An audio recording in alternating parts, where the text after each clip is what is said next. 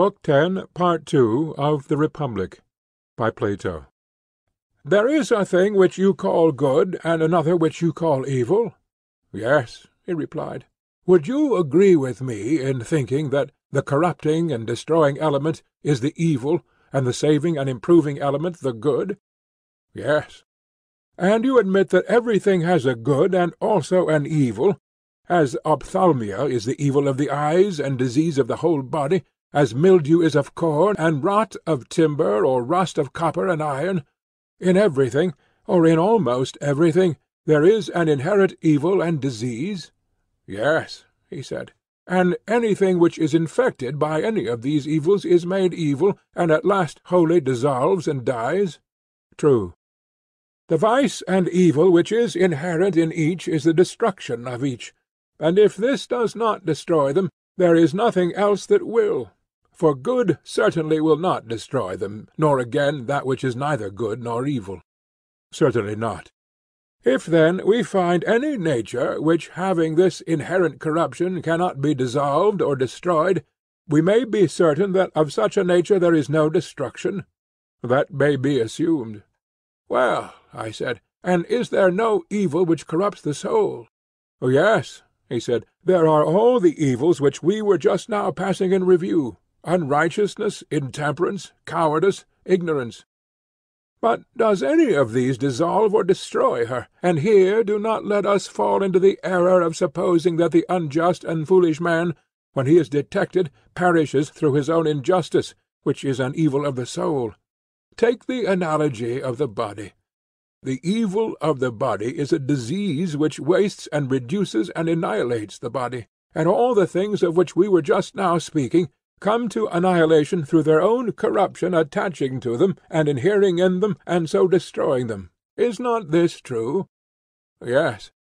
Consider the soul in like manner. Does the injustice or other evil which exists in the soul waste and consume her?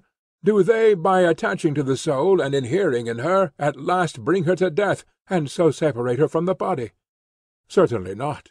And yet, I said, it is unreasonable to suppose that anything can perish from without through affection of external evil, which could not be destroyed from within by a corruption of its own.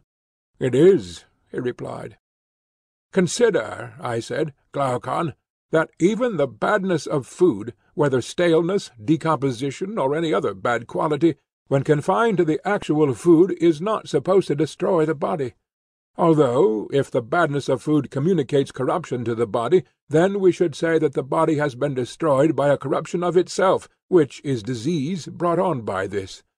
But that the body, being one thing, can be destroyed by the badness of food, which is another, and which does not engender any natural infection, this we shall absolutely deny. Very true. And on the same principle, unless some bodily evil can produce an evil of the soul, we must not suppose that the soul, which is one thing, can be dissolved by any merely external evil which belongs to another. Yes, he said, there is reason in that.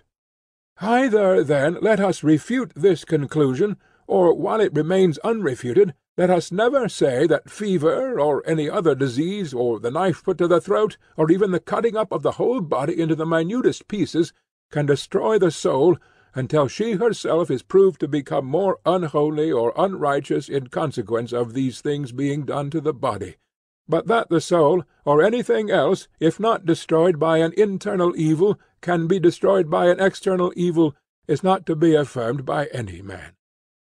And surely, he replied, no one will ever prove that the souls of men become more unjust in consequence of death. But if some one who would rather not admit the immortality of the soul boldly denies this, and says that the dying do really become more evil and unrighteous, then, if the speaker is right, I suppose that injustice, like disease, must be assumed to be fatal to the unjust, and that those who take this disorder die by the natural inherent power of destruction which evil has, and which kills them sooner or later, but in quite another way from that in which, at present, the wicked receive death at the hands of others as the penalty of their deeds. Nay, he said, in that case injustice, if fatal to the unjust, will not be so very terrible to him, for he will be delivered from evil. But I rather suspect the opposite to be the truth, and that injustice, which, if it have the power, will murder others, keeps the murderer alive, ay, and well awake too. So far removed is her dwelling-place from being a house of death. True, I said. If the inherent natural vice or evil of the soul is unable to kill or destroy her, hardly will that which is appointed to be the destruction of some other body destroy a soul or anything else, except that of which it was appointed to be the destruction. Yes, that can hardly be. But the soul which cannot be destroyed by an evil, whether inherent or external, must exist forever, and if existing forever must be immortal. Certainly. That is the conclusion, I said, and if a true conclusion, then the souls must always be the same, for if none be destroyed, they will not diminish in number, neither will they increase, for the increase of the immortal natures must come from something mortal, and all things would thus end in immortality. Very true. But this we cannot believe. Reason will not allow us, any more than we can believe the soul, in her truest nature, to be full of variety and difference and dissimilarity. What do you mean? He said. The soul, I said, being, as is now proven, immortal, must be the fairest of compositions, and cannot be compounded of many elements. Certainly not.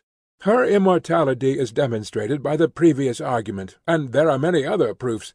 But to see her as she really is, not as we now behold her, marred by communion with the body and other miseries, you must contemplate her with the eye of reason in her original purity, and then her beauty will be revealed, and justice and injustice, and all the things which we have described will be manifested more clearly.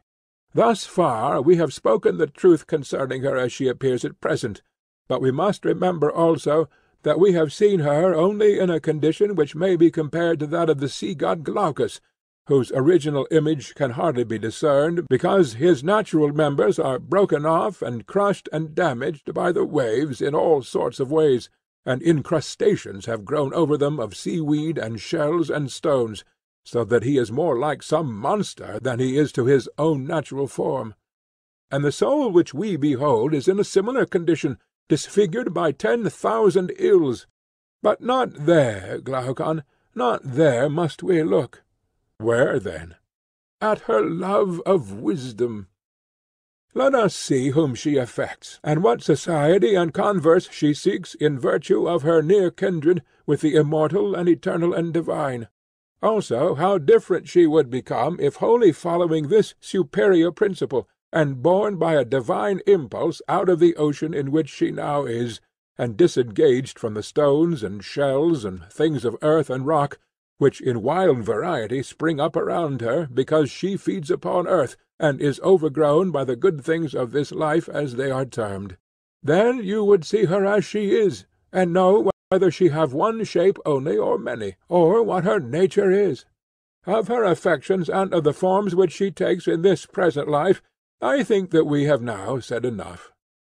True, he replied. And thus, I said, we have fulfilled the conditions of the argument.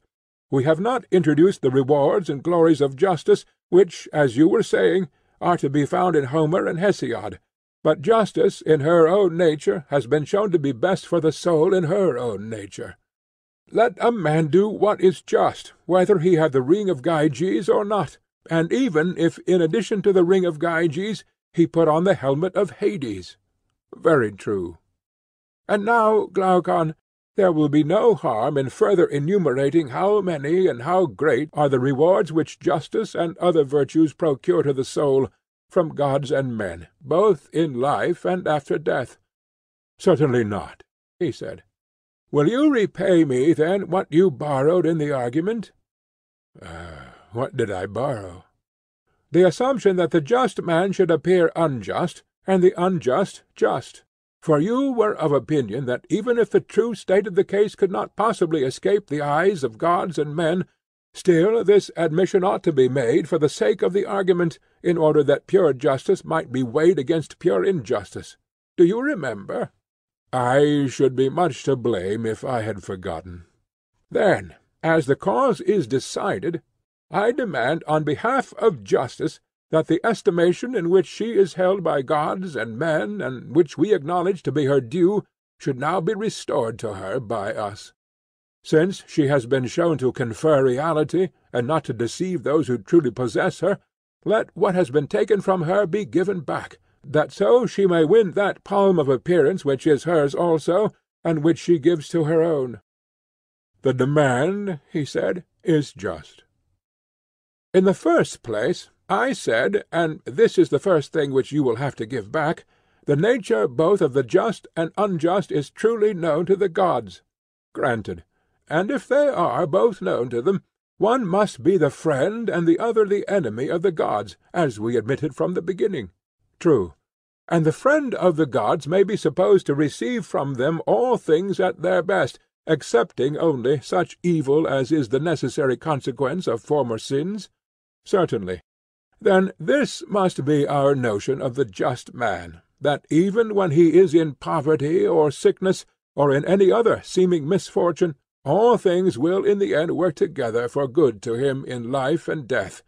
For the gods have a care of any one whose desire is to become just and to be like God, as far as man can attain the divine likeness by the pursuit of virtue.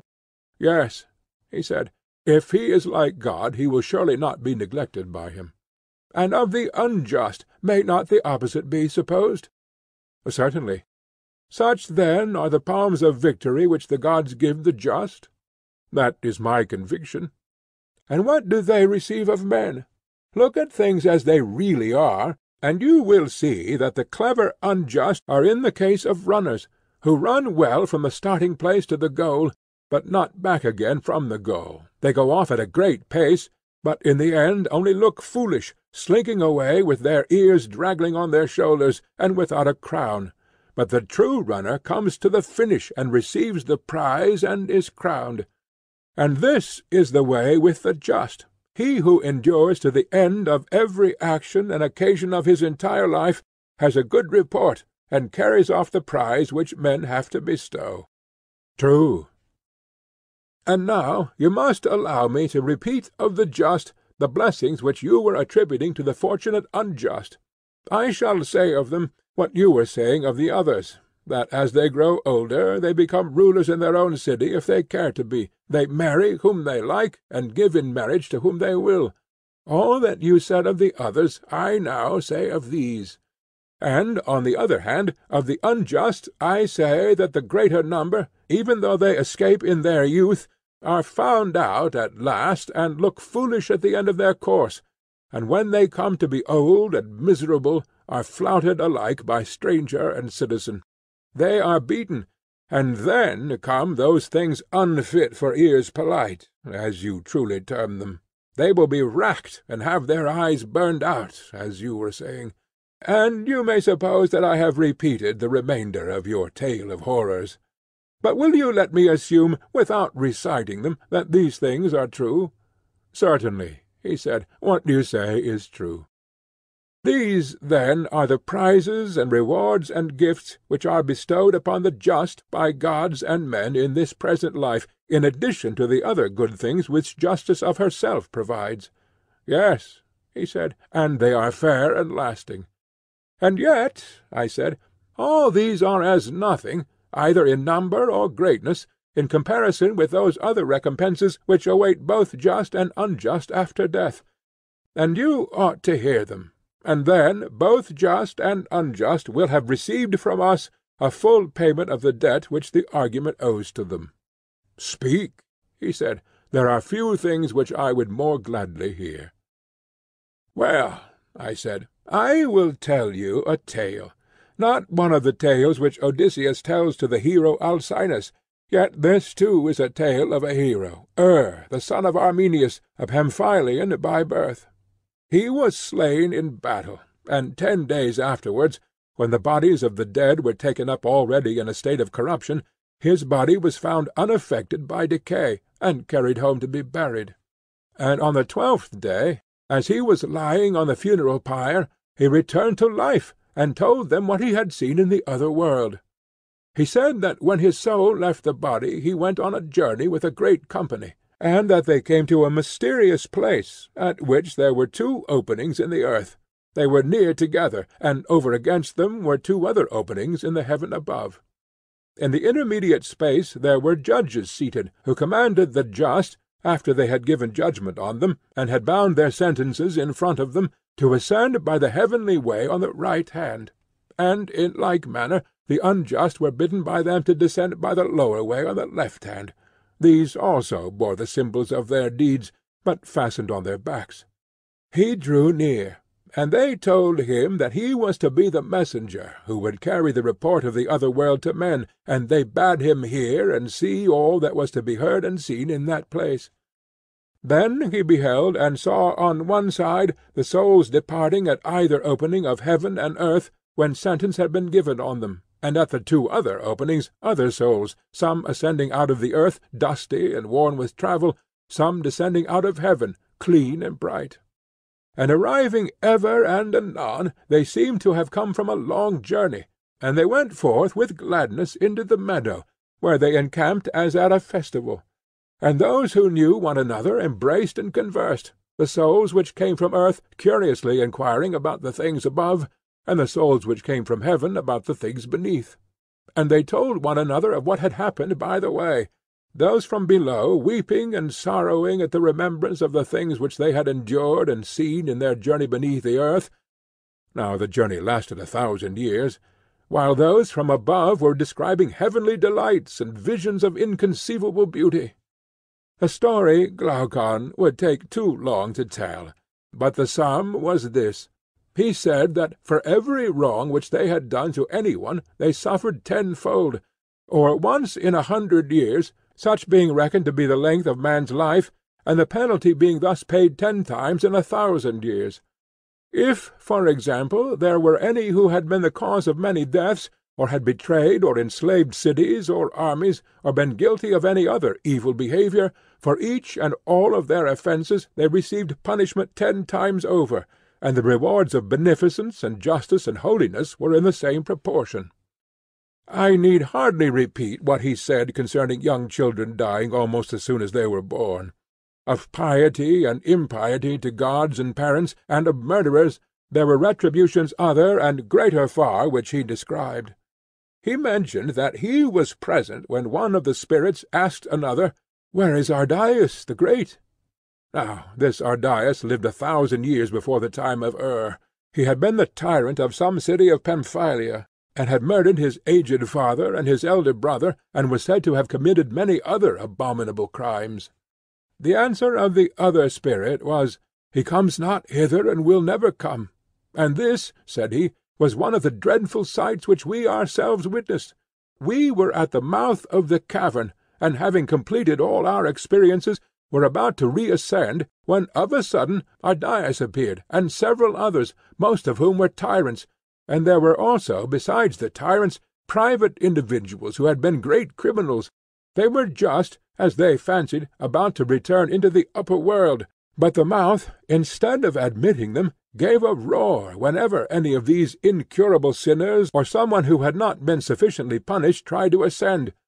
And then wild men of fiery aspect, who were standing by and heard the sound, seized and carried them off, and Ardias and others they bound head and foot and hand, and threw them down, and flayed them with scourges, and dragged them along the road at the side, carding them on thorns like wool, and declaring to the passers-by what were their crimes, and that they were being taken away to be cast into hell. Of all the many terrors which they had endured, he said that there was none like the terror which each of them felt at that moment, lest they should hear the voice, and when there was silence, one by one they ascended with exceeding joy. These, said were the penalties and retributions, and there were blessings as great. Now, when the spirits which were in the meadow had tarried 7 days, on the 8th they were obliged to proceed on their journey, and on the 4th day after, he said that they came to a place where they could see from above a line of light, straight as a column, extending right through the whole heaven and through the earth, in colour resembling the rainbow, only brighter and purer. Another day's journey brought them to the place, and there, in the midst of the light, they saw the ends of the chains of heaven let down from above. For this light is the belt of heaven, and holds together the circle of the universe, like the undergirders of a trireme. From these ends is extended the spindle of necessity, on which all the revolutions turn. The shaft and hook of this spindle are made of steel, and the whorl is made partly of steel and also partly of other materials. Now the whorl is in form like the whorl used on earth, and the description of it implied that there was one large hollow whorl which is quite scooped out, and into this is fitted another lesser one, and another, and 4 others, making 8 in all, like vessels which fit into one another. The whorls show their edges on the upper side, and on the lower side all together form one continuous whorl.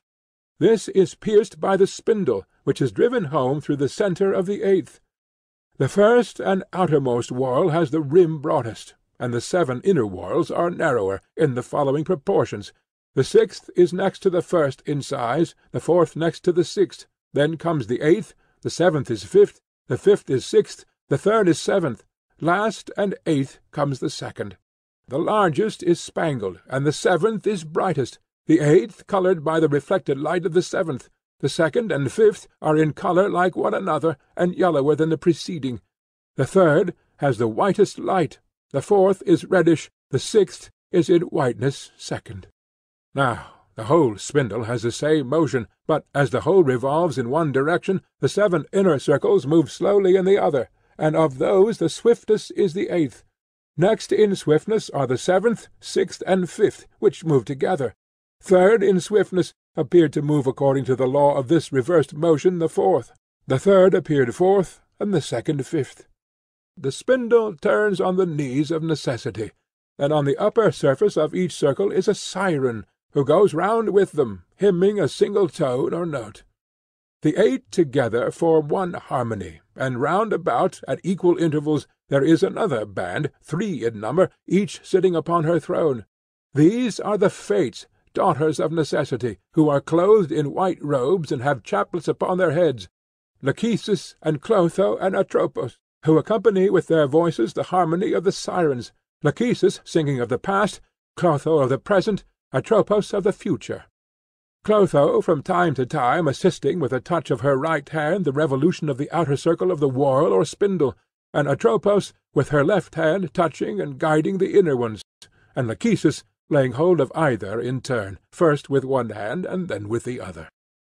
When and the spirits arrived, their duty was to go on at once to Lachesis. But first of all there came a prophet, who arranged them in order.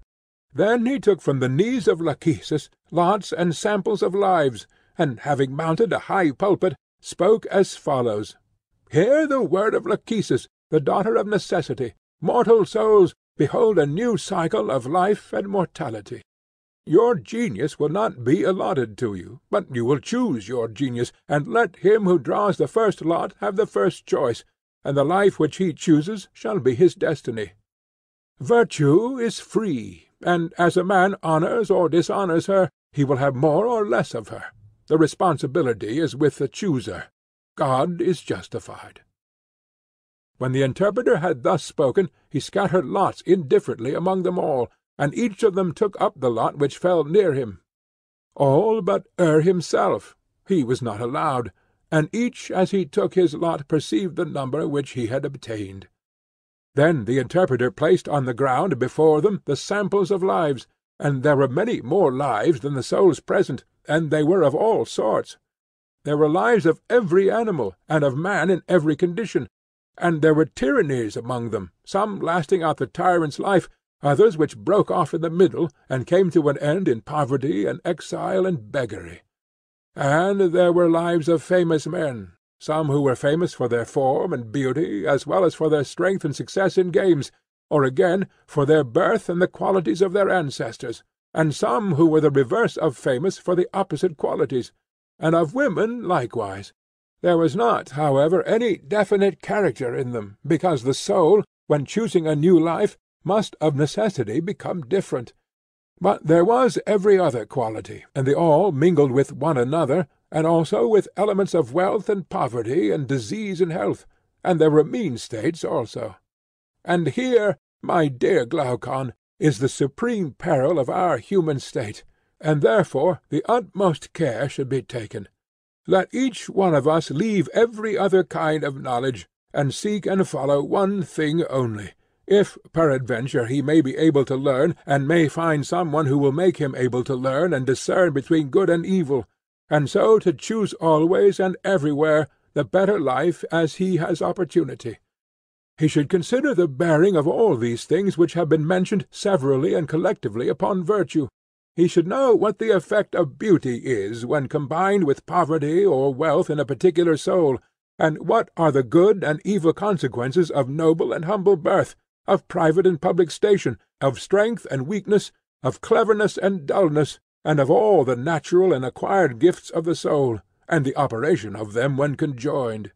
He will then look at the nature of the soul, and from the consideration of all these qualities he will be able to determine which is the better and which is the worse, and so he will choose, giving the name of evil to the life which will make his soul more unjust, and good to the life which will make his soul more just.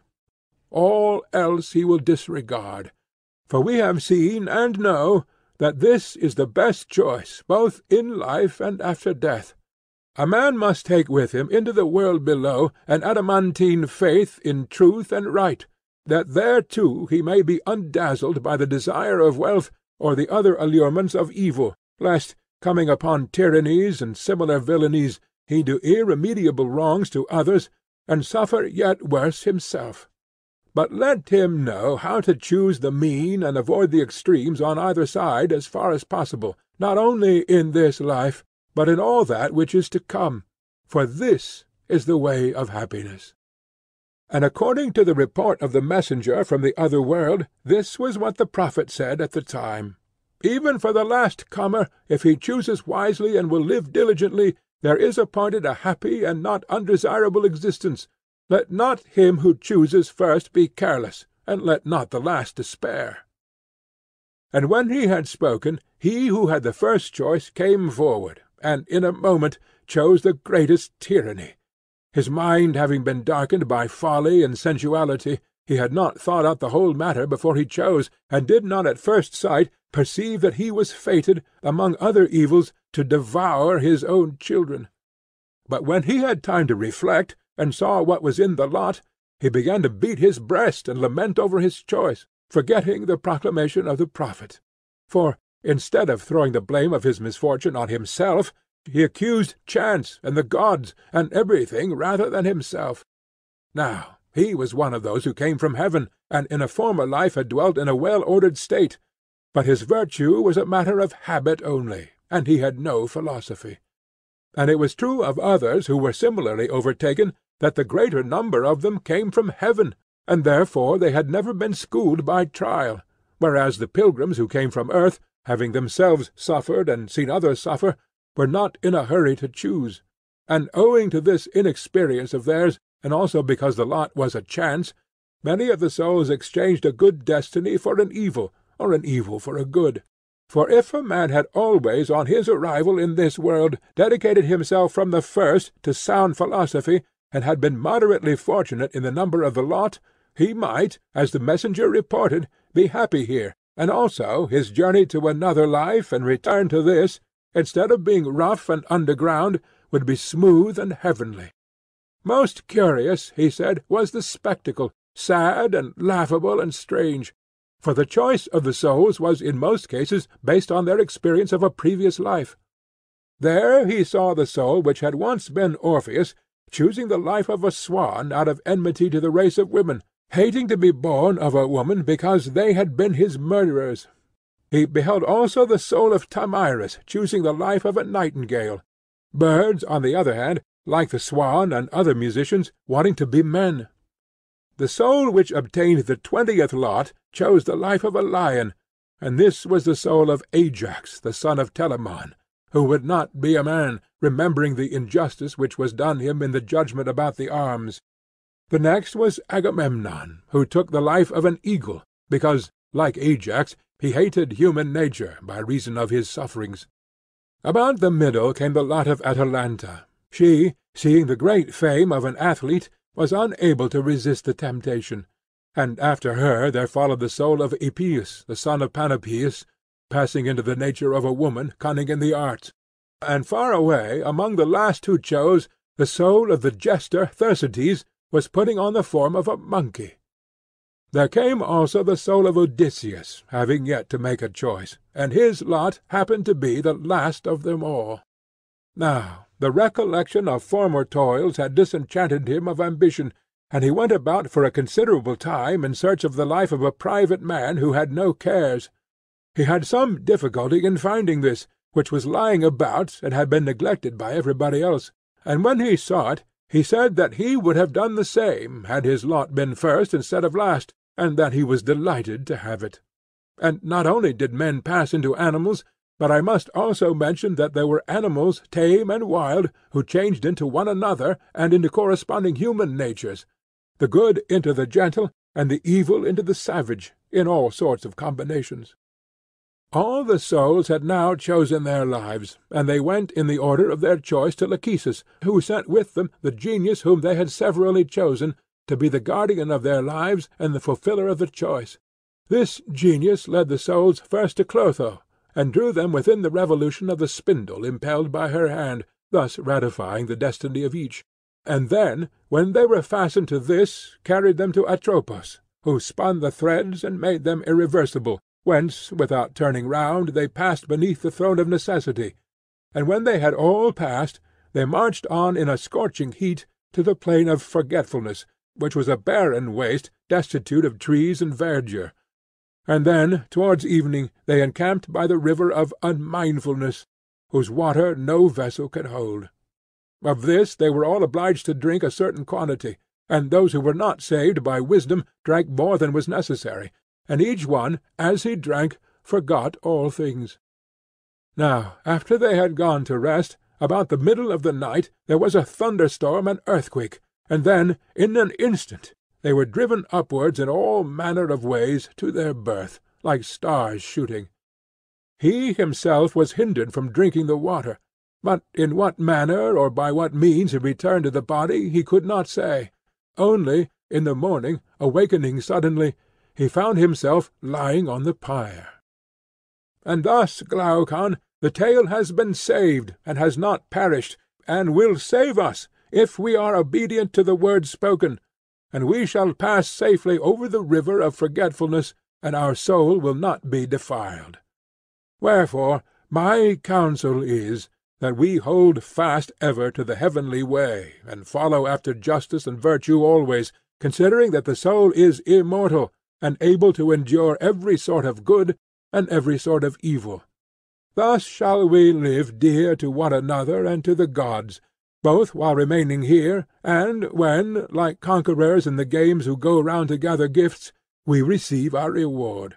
And it shall be well with us, both in this life and in the pilgrimage of 1,000 years which we have been describing. End of the Republic.